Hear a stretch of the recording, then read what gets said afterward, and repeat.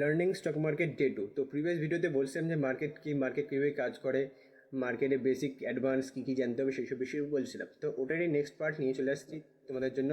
তো নেক্সট পার্টে আমরা জানবো how many type of market কত ধরনের হয়ে থাকে। মার্কেট সাধারণত 3 ধরনের হয়ে থাকে: ইন্ডিয়ান মার্কেট, ফরেক্স মার্কেট আর ক্রিপ্টো মার্কেট।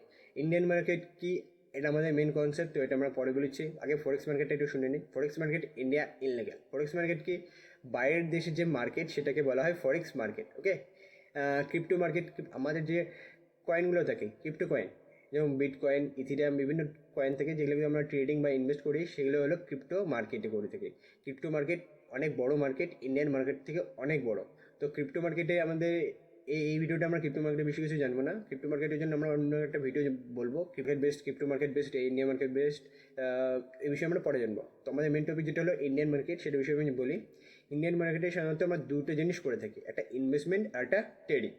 তো তার আগে একটা জিনিস বলে দিই, এই ট্রেডিং আর ইনভেস্টমেন্ট করার জন্য একটা দরকার ব্রোকার, কারণ নিজে কোম্পানির সাথে কোনো ট্রানজ্যাকশন করতে পারা যায় না, আমাদের ব্রোকারের থ্রু ট্রানজ্যাকশন করতে হয়। বাই সেল করতে হলে আমাদের কোনো ব্রোকারের দ্বারা করাতে হয়। ওকে।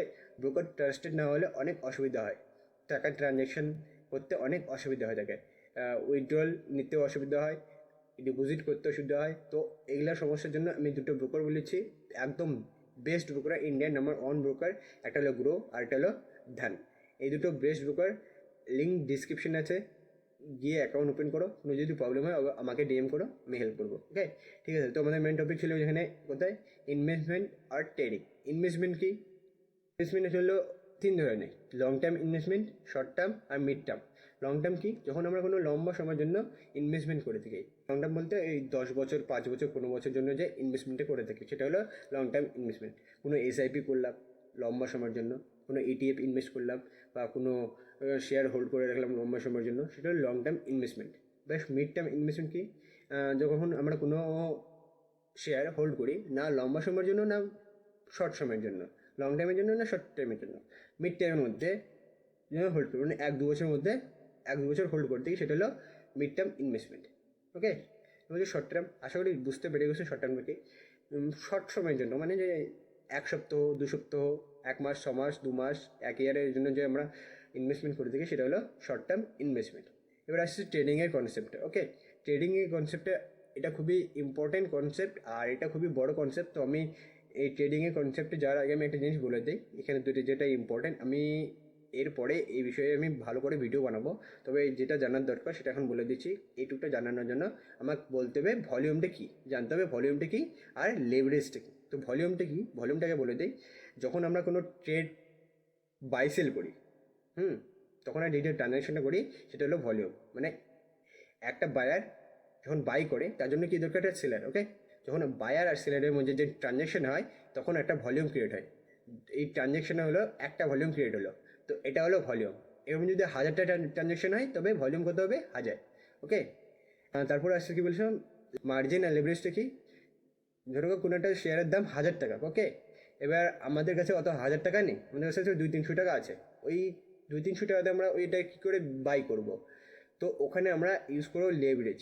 লেভারেজটা কী করে, আমাদের কোনো জিনিস আমাদের কাছে টাকা না থাকলেও ব্রোকার আমাদের লেভারেজ দেয় বাই সেল করার জন্য। দেখো আমাদের কাছে একটা শেয়ারের প্রাইস 1000 টাকা, শেয়ারের প্রাইসটা আমি বাই করবো 10x লেভারেজ নিয়ে। তো 10x লেভারেজ নিলে ওই শেয়ারের প্রাইস 1000 টাকা থেকে কত টাকা চলে আসবে, 100 টাকা। তো আমরা 100 টাকায় ওই শেয়ারটা আমরা তখন বাই করতে পারবো 10x লেভারেজ নিয়ে।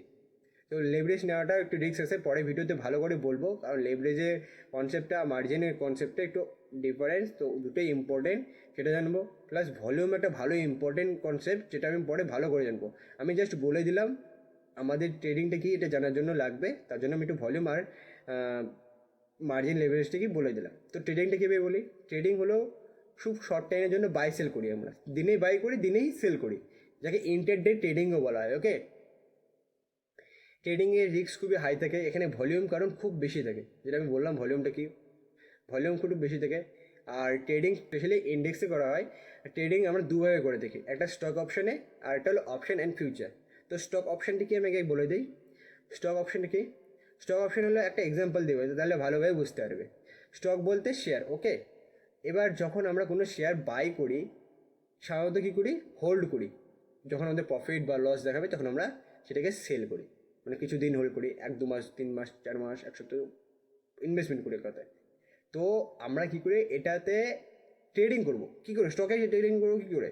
তো ওটার জন্য আমরা কী করি, স্টকের অপশন বাই করি। অপশন বাই করি বলতে সেটাতে আমরা লেভারেজ ইউজ করি, ম্যাক্সিমাম লেভারেজ ইউজ করে 10x 5x লেভারেজ ইউজ করে অপশানে ইন্টারডে করি, যেখানে আমরা তখন স্টক আমরা লট সাইজের হিসেবে বাই করি। ওকে, লট সাইজের হিসেবে বাই করি, লট সাইজে তখন আর শেয়ার কোয়ান্টিটি হয় না, শেয়ারের লট সাইজ হয়। লট সাইজটা কি, লট সাইজটা অনেক সিস্টেম হয়, কখনো 25টা মিলে একটা লট হয়, কখনো 30টা মিলে একটা লট হয়। লট সাইজটা নিয়ে বাই করি, মানে 25টা শেয়ার নিয়ে একটা লট, এরকম কিছু ব্যাপার। তো লট সাইজে বাই করি আমরা ইন্টারডেতে স্টক অপশন উইথ লেভারেজের সাথে, ঠিক আছে। তারপর option and future. Option and ফিউচারটা কি, এটা আমি নেক্সট ভিডিওতে বলবো, তবে একটু কনসেপ্টটা বলে দেই।